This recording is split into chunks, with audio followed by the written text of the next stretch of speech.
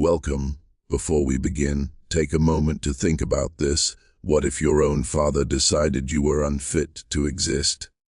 In 1859, one man was officially declared unfit to breed, and what his father did next still disturbs historians today. This story is real, documented, and deeply uncomfortable, and it took countless hours of digging through true historical records to piece together. So, before we go further, tell me where you're watching from, and if you value carefully researched dark history like this, make sure you subscribe, because stories like this are buried for a reason. In 1859, the word "unfit" did not mean weak. It meant useless in the cruel economy of human ownership. On southern plantations, enslaved people were measured like livestock: strength, endurance, fertility. Even white children born into these families were not immune to this thinking. The father in this story believed bloodlines were assets. When his son failed to meet his expectations, physically, mentally, or socially, he was not treated as a child, but as a failed investment. Rather than protect him, the father made a decision rooted in obsession and control. The boy was handed over to the strongest enslaved woman on the plantation, not as a human relationship, but as an experiment. Power dynamics were erased. Consent did not exist. This act was justified by twisted ideas of improvement, domination, and legacy. For the enslaved woman, strength was both her curse and her sentence. Her body had already been exploited for labor, and now it was being used to fulfill a cruel theory about blood and reproduction. Refusal was impossible. Silence was survival. What followed was not success, not legacy, but damage. Psychological, physical, and generational. The father's attempt to control nature only exposed the sickness of a system that treated people as tools and bodies as property. This story survived not because it was celebrated, but because it was hidden in records no one wanted to read. And today, it stands as proof that slavery did not only destroy lives, it corrupted families, morality, and humanity itself. In 1859, plantations in the American South were not just farms. They were controlled systems built on profit, fear, and absolute authority.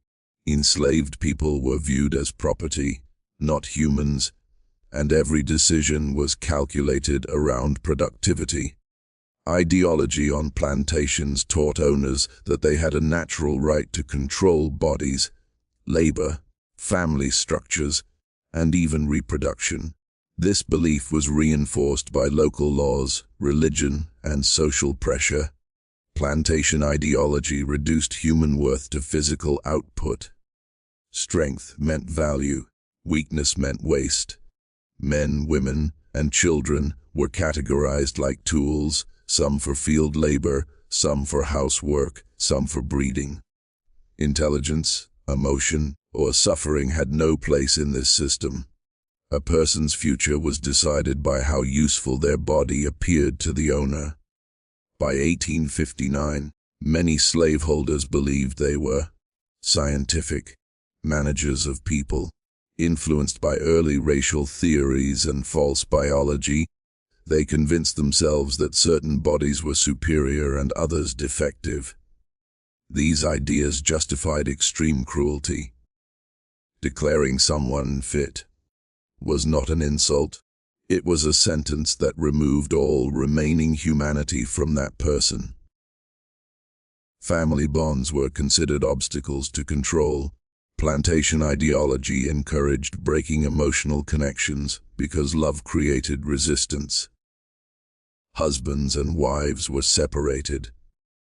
Children were sold away from parents. Even white family members could be sacrificed to preserve power and reputation within the plantation hierarchy. Enslaved women were especially targeted by this ideology.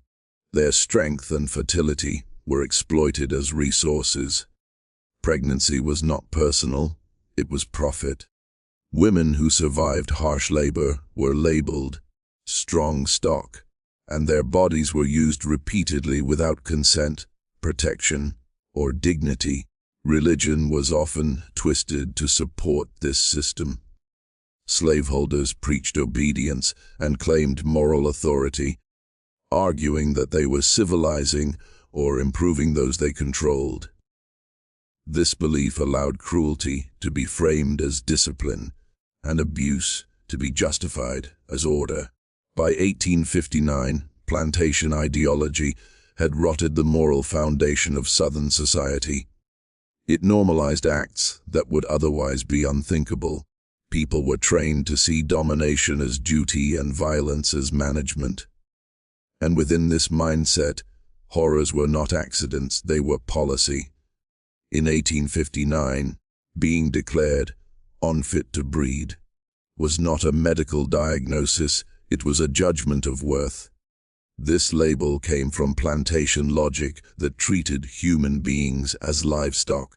To be unfit meant you were considered a failure in the system of profit, legacy, and control.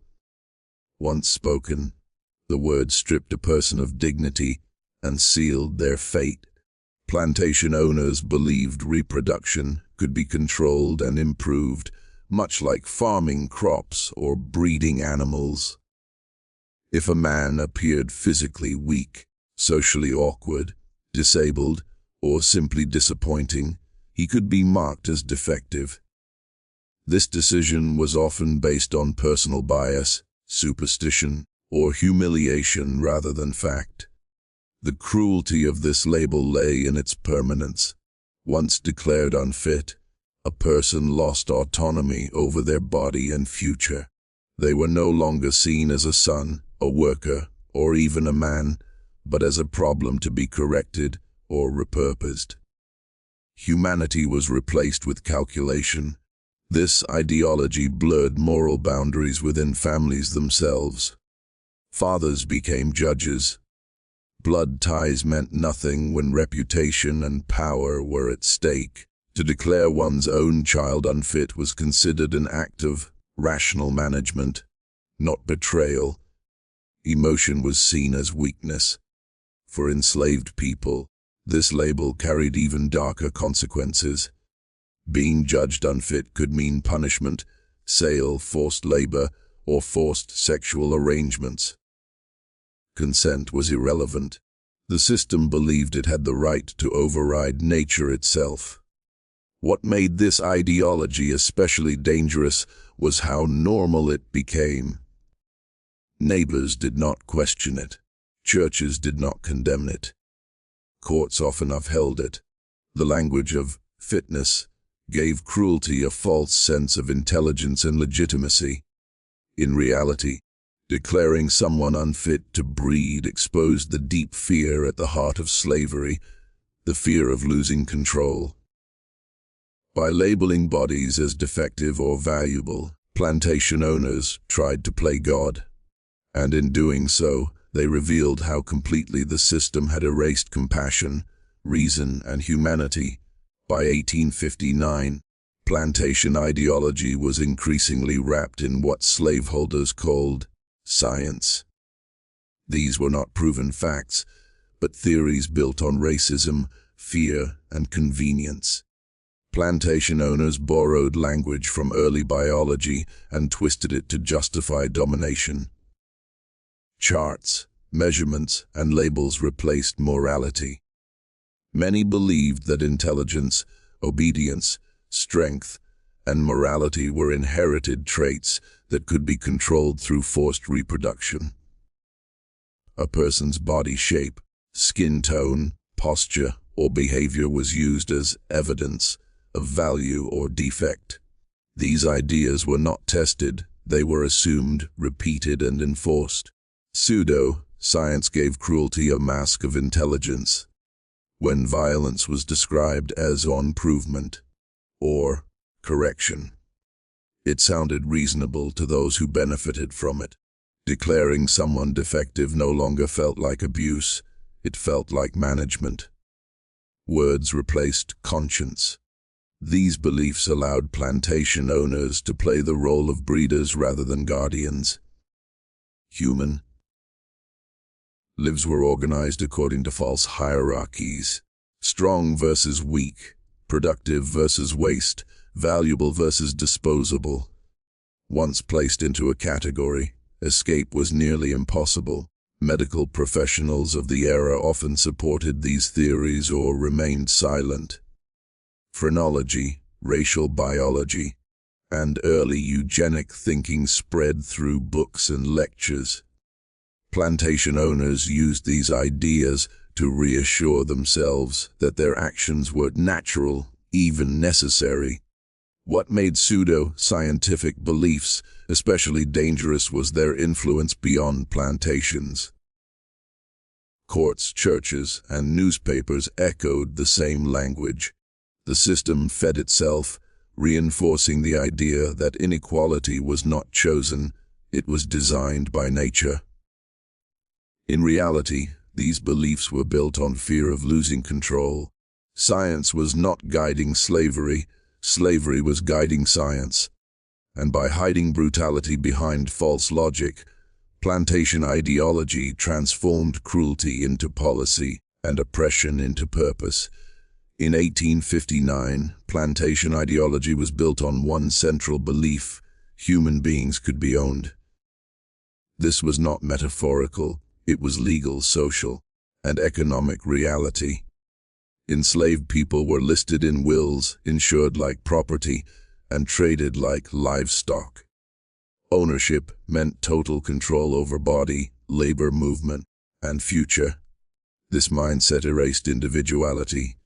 Names were replaced with labels. Skills mattered only if they produced profit. Personal pain, dreams, or family bonds were irrelevant. A person's value was calculated the same way land or equipment was, by output and longevity. Once ownership was accepted, abuse became routine rather than shocking. Violence was seen as correction. Sexual exploitation was reframed as entitlement. Even reproduction was considered part of property management. The body was no longer personal, it was an asset. The ownership mindset also corrupted morality within white families. Children were raised to believe domination was normal. Fathers passed down authority like inheritance. Questioning ownership meant questioning the entire social order, so silence was taught early. Enslaved women suffered uniquely under this belief.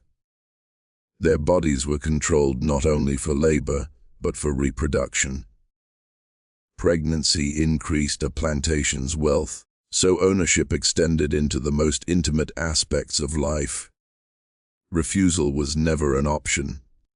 This ideology depended on emotional distance. Owners trained themselves not to see fear, grief, or resistance as human responses. Dehumanization was necessary to live with the violence they caused. To feel empathy would collapse the system. By 1859, the human ownership mindset had become so normalized that cruelty no longer required justification. It was routine. It was expected. And in a world where people were property, the most unthinkable acts were not crimes, they were management decisions. In 1859, enslaved women existed at the intersection of labor and control. Plantation ideology viewed their bodies as dual, purpose property, valuable for work and profitable through reproduction. Strength was not protection. It was a reason for further exploitation. Women who survived brutal labor were marked as assets to be used again and again. Sexual exploitation was not considered a crime on plantations, it was considered a right. Enslaved women had no legal ability to refuse advances, arrangements, or forced pairings. Their consent was never recorded because it was never required. Silence was enforced through fear of violence, separation, or death. Pregnancy did not bring care or safety. Expectant mothers were often forced to continue heavy labor until collapse. Children born into slavery automatically became property of the owner, increasing wealth without cost. Motherhood was stripped of joy and replaced with dread. Plantation records rarely mentioned abuse directly, but they documented births, losses, and productivity. These cold entries hid generations of trauma behind numbers and dates. A woman's suffering mattered only if it reduced output. Strong enslaved women were often targeted the most.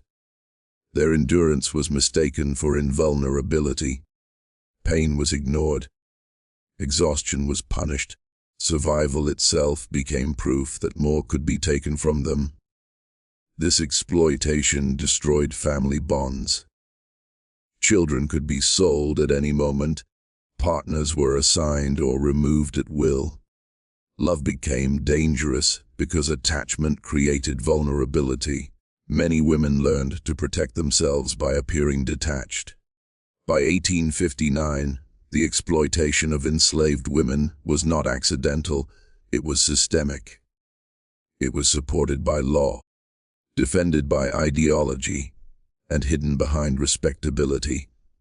And in this system, the strongest women were often the most abused, because strength made them valuable, and value invited cruelty. In 1859, consent did not exist on plantations, it was erased by power.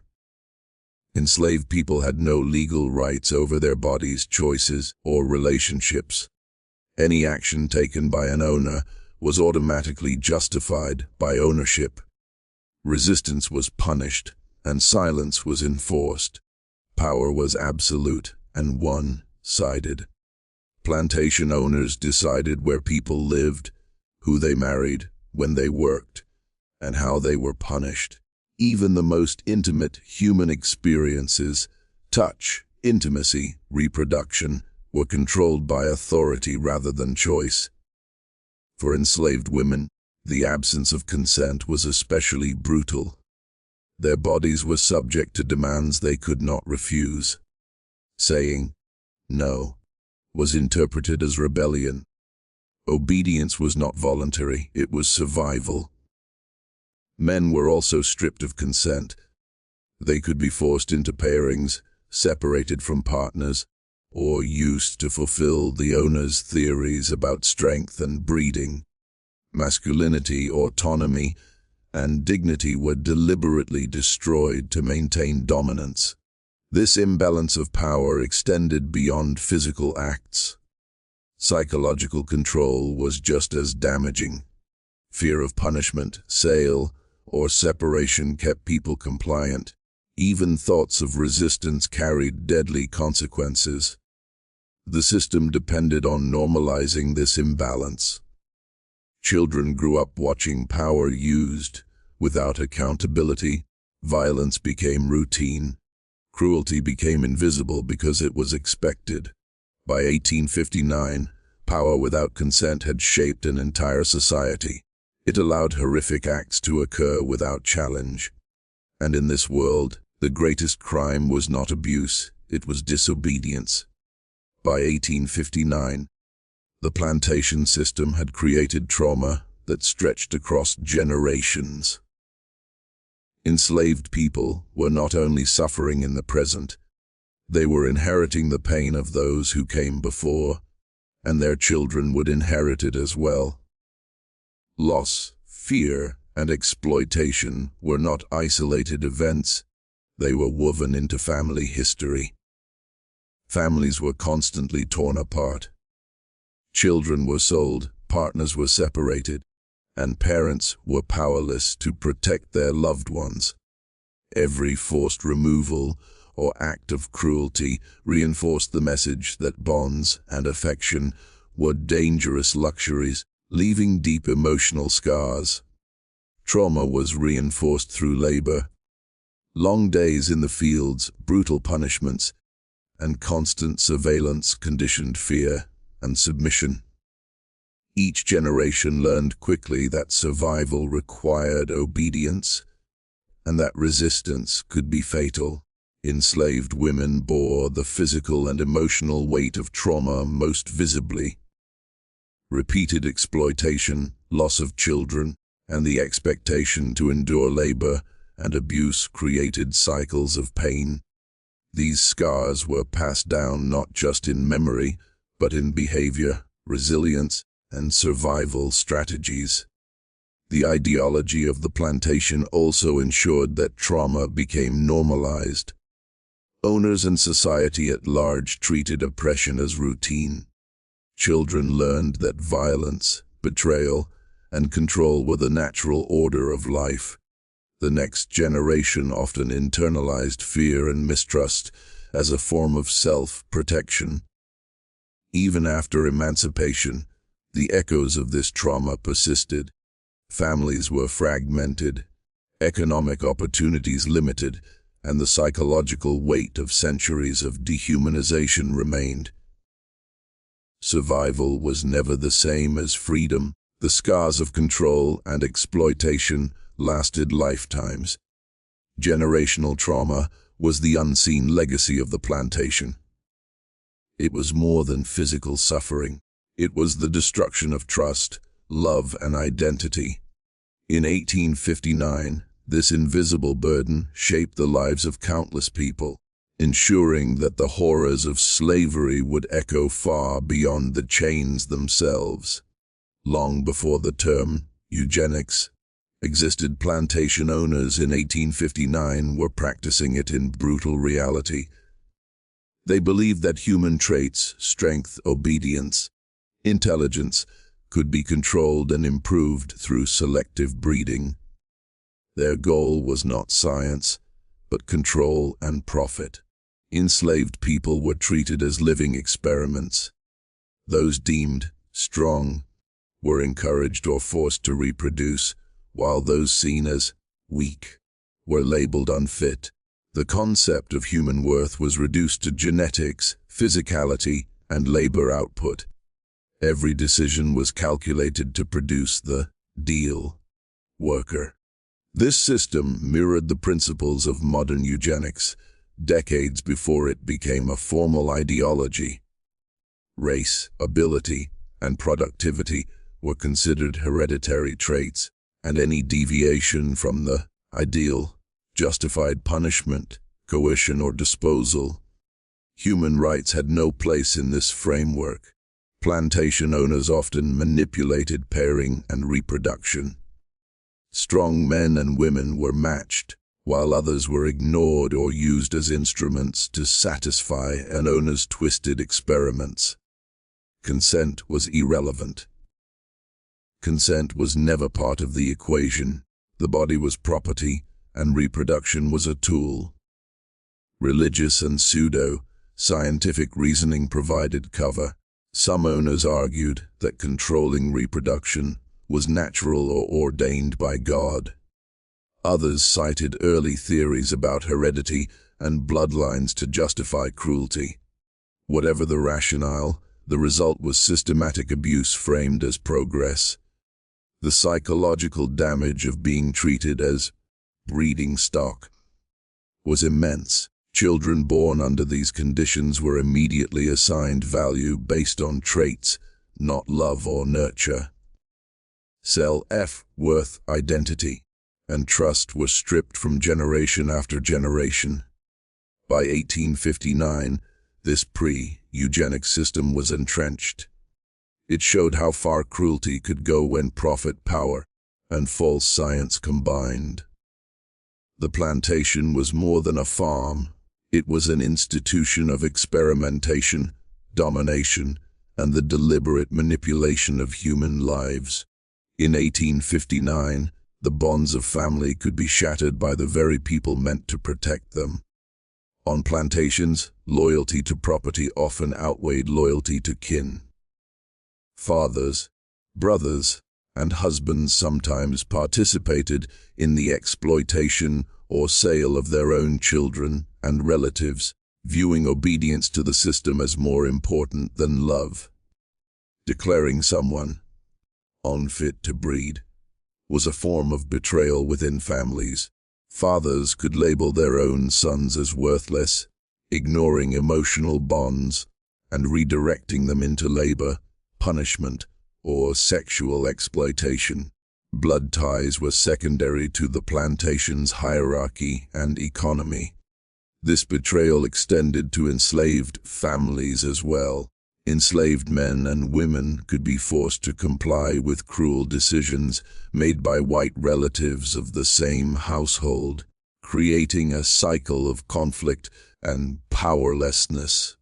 Survival often required complicity, even against one's own family. Plantation owners encouraged this mindset because it reinforced control. If even families could not be trusted to protect each other, resistance was nearly impossible. Children were taught early that obedience and fear mattered more than love, and parents were powerless to intervene. The psychological toll of family betrayal was immense.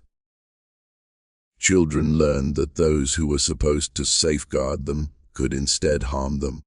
Adults had to witness the exploitation of their loved ones and endure the knowledge that they could not prevent it. Trauma became deeply personal and intensely internalized. Even when families survived intact, betrayal lingered in subtle ways. Forced separations, coerced pairings, and selective breeding fractured trust and reshaped family dynamics for generations. Love became complicated by fear, suspicion, and enforced obedience. By 1859, family betrayal was not seen as unusual. It was an expected part of the plantation system. It highlighted the depth of dehumanization. When economic and social control outweighed natural bonds, cruelty became both ordinary and systematic.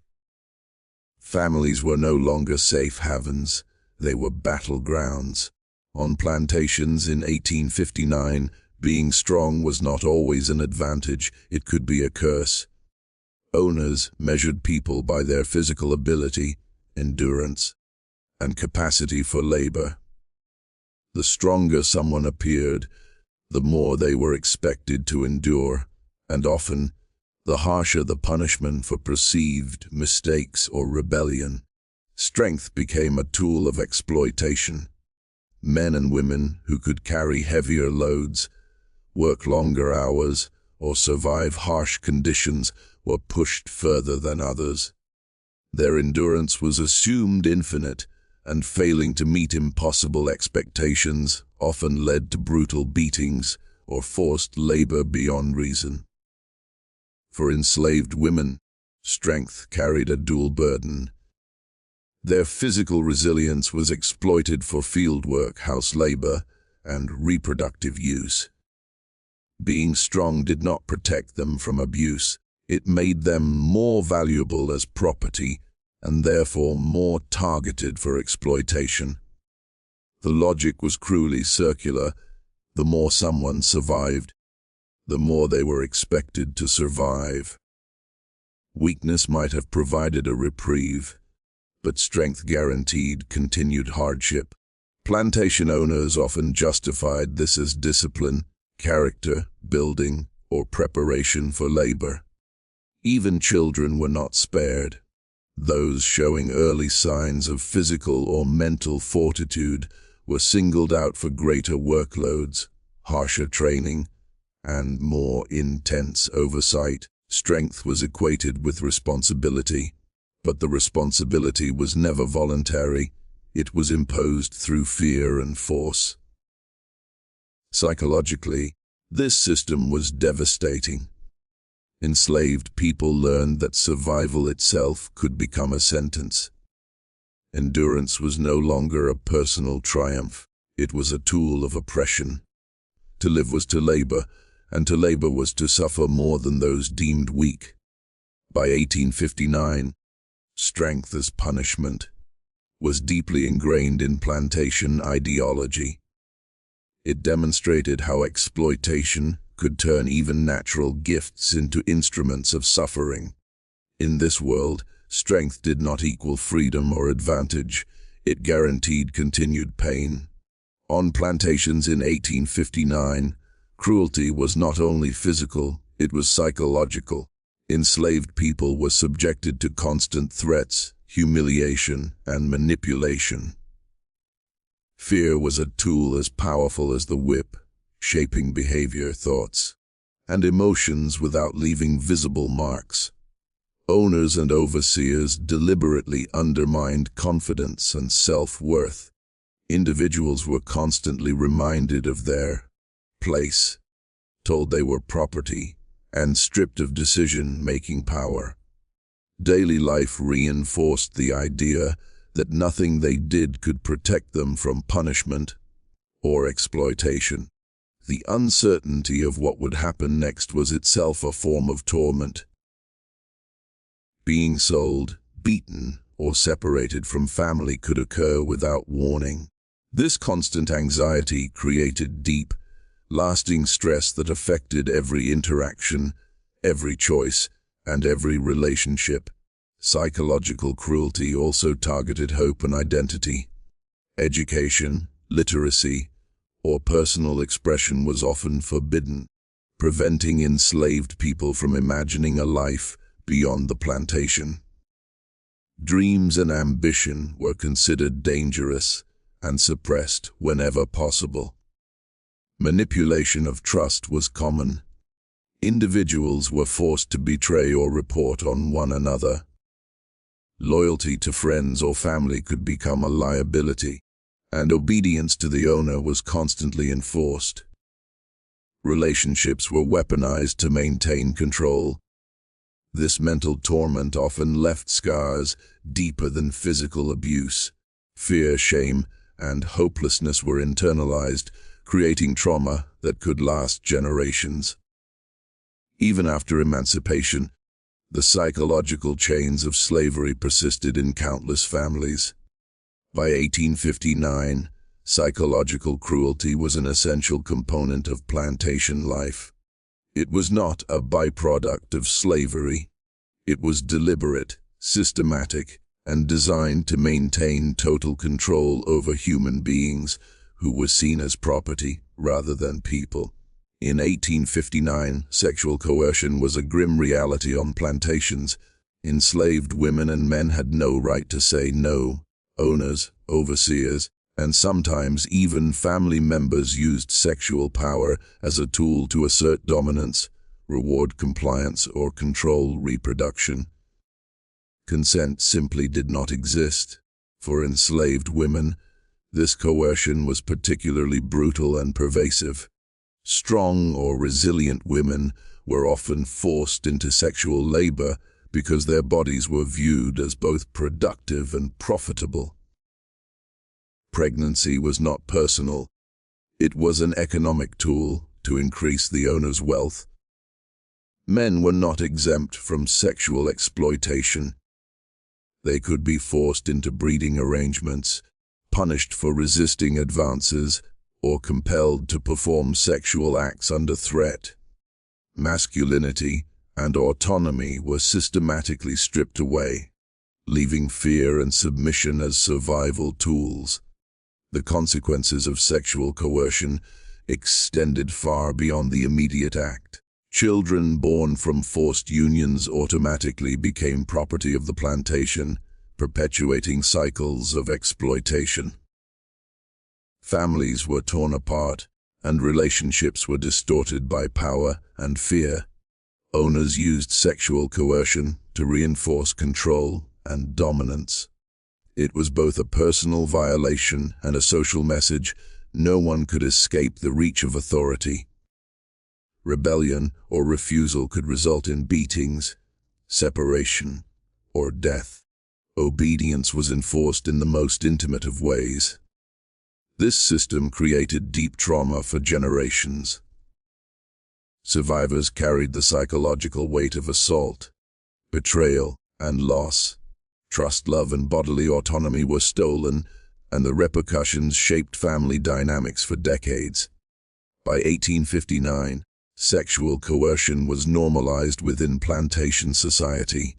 It was not treated as abuse, it was framed as control, profit, and natural order. The horror of slavery was not only in labor and violence, but in the systematic violation of human dignity at its most personal level. Much of what we know about slavery in 1859 comes from records that were never meant to be read as human history. Plantation ledgers, wills, sales receipts, and labor logs documented people as property, reducing lives to numbers, names, and monetary value. Humanity was erased from the pages. These records often concealed the full horror of what occurred. Beatings, sexual abuse, forced pairings, and family separations were rarely written openly. Instead, they were buried in coded language, euphemisms, or omitted entirely. Loss might hide a death or escape. Transfer might conceal a child being sold. Historians and researchers must read between the lines to uncover the truth. What looks like a routine transaction often reveals layers of trauma.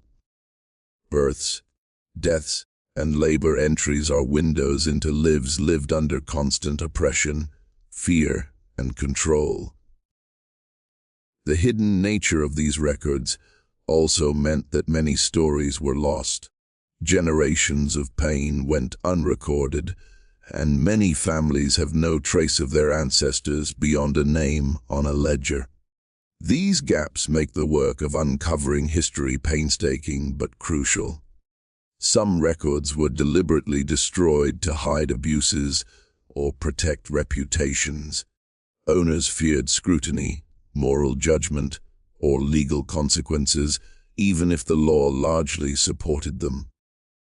As a result, the most brutal acts often leave the faintest traces. Despite these obstacles, surviving records reveal systematic cruelty, exploitation, and manipulation.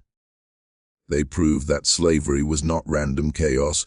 It was organized, deliberate, and designed to maintain control over human lives. By 1859, hidden historical records were both a barrier and a key to understanding slavery. They conceal the pain of countless individuals, yet also offer the only path to witness the depth of suffering and the resilience of those who endured it. By 1859, the Southern plantation system reflected a profound moral collapse. Laws, religion, and social norms were all bent to justify the ownership and exploitation of human beings. What should have been universally recognized as abuse was instead celebrated as authority, management, and duty. Plantation owners convinced themselves that cruelty was not only acceptable but necessary. Beatings, sexual coercion, and family separations were framed as discipline or profit strategies. The moral compass of individuals and the broader society had been corrupted by power, greed, and ideology. Even those with religious convictions often rationalized oppression. Biblical passages were twisted to defend ownership, obedience, and forced labor. This allowed white communities to maintain a sense of righteousness while committing systemic atrocities. Neighbors, law enforcement, and courts reinforced the same logic. When cruelty was reported, it was rarely punished. Injustice became normalized, and morality became a flexible concept dependent on wealth, status, and race. The collapse extended into families as well. Fathers, mothers, and siblings sometimes participated in cruelty, believing it was for survival, profit, or legacy. Blood ties were secondary to social expectation and economic calculation, further eroding fundamental human decency. This moral breakdown also affected enslaved communities. forcing them into impossible choices. Survival often required complicity, deception, or emotional suppression.